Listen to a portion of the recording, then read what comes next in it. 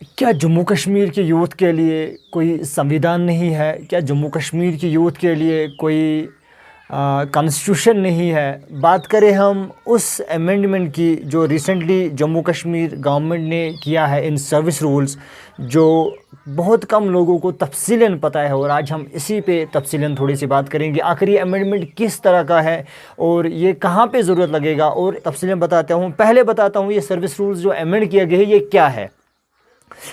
आप देखिए, इसमें कुछ ऐसी चीज़ें लाई गई है जो बहुत कंपलसरी है, जिसको भी सर्विस, जिसको भी नया जो रिक्रूटमेंट जो आज हो रही है। अब जो नया रिक्रूटमेंट, अगर कोई जॉब सीकर है जिसको जॉब मिलने वाली होगी, अगर वो सिलेक्ट हो जाता है तो उसके लिए क्या इम्पोर्टेंट है और क्या लाजमी है, वो किन सारी सीआईडी वेरिफिकेशन से उसको गुज़रना होगा और कौन कौन सी चीज़ें उसको देनी पड़ेगी यहाँ से, जिनके बिना पे अगर एक में से भी वो फेल हो जाता है तो शायद उसकी जो सर्विस है वो कैंसिल की जाती है।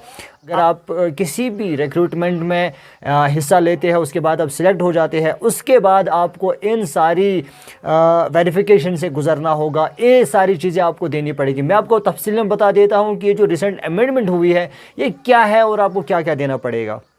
सबसे इम्पॉर्टेंट चीज़ ये है, इसमें the candidate also has to voluntarily provide a lot of details about his herself, family, in laws etcetera on a form provided to him और हर। बहुत सारी चीज़ें हैं जो जम्मू कश्मीर की युवा के साथ हो रही है, लेकिन बहुत सारे कम लोगों को पता है। रिक्रूटमेंट्स में हम सब हिस्सा लेते हैं, लेकिन आखिर आगे क्या होने वाला है, हमें किन किन एग्ज़ामिनेशन से गुज़रना है, बहुत सारे कम लोगों को पता है। इतना भेदभाव क्यों हो रहा है जम्मू कश्मीर की यूथ के साथ, अब वो खुद ही आप देखेंगे। देखिए इसमें क्या बताता है ये। As per new law, the candidate has to provide details of particulars, educational qualification, including institutions one has studied in since the age of 15, the current address, the address at the original native place if the family has migrated to Jammu and Kashmir after January 1, 1990, details of mobile numbers used during the past 5 years. आपको mobile numbers देने पड़ेंगे जो आपने पिछले 5 सालों में use किए होंगे। उसके बाद आपको अपना देना पड़ेगा account of email and social media accounts used, जो आपने पिछले बहुत सारे अकाउंट्स जो यूज़ किए होंगे सोशल मीडिया या आपके जो जीमेल अकाउंट्स हैं वो आपको देने पड़ेंगे।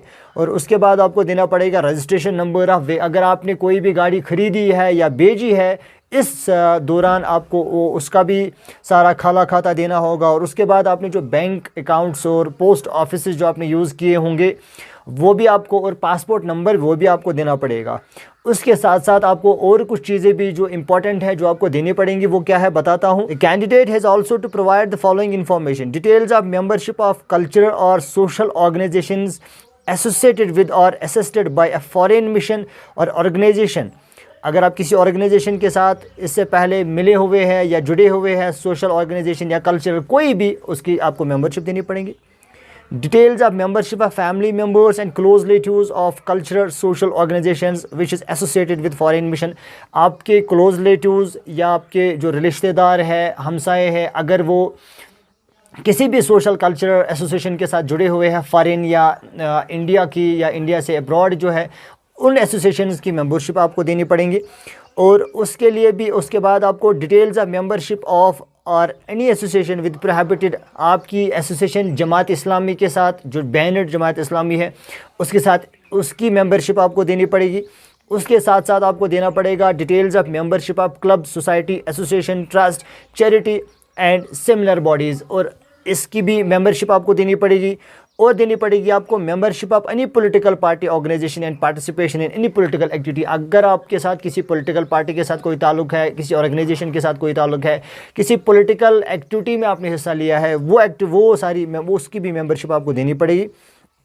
उसके बाद आपको देना पड़ेगा membership of any political party organisation and participation ये बता दिया मैंने। उसके बाद आपको देना पड़ेगा details of membership of family members. अगर आपके फैमिली मेंबर्स किसी पॉलिटिकल किसी ऑर्गेनाइजेशन के साथ जुड़े हुए हैं या उन्होंने कोई पॉलिटिकल एक्टिविटी की है, उसकी भी मेंबरशिप आपको देनी पड़ेगी। और उसके बाद देना पड़ेगा आपको details of legal proceedings against prosecution of family members and close relatives. और जो लीगल प्रोसीडिंग्स हैं आपकी फैमिली और आपकी क्लोज रिलेटिव्स के लिए अगर कोई प्रोसीडिंग्स हुई है, वो मेंबरशिप भी आपको देनी पड़ेगी। और इसके साथ साथ देना पड़ेगा name, address and contact numbers of 2 responsible persons of your locality और 2 references to whom you are known.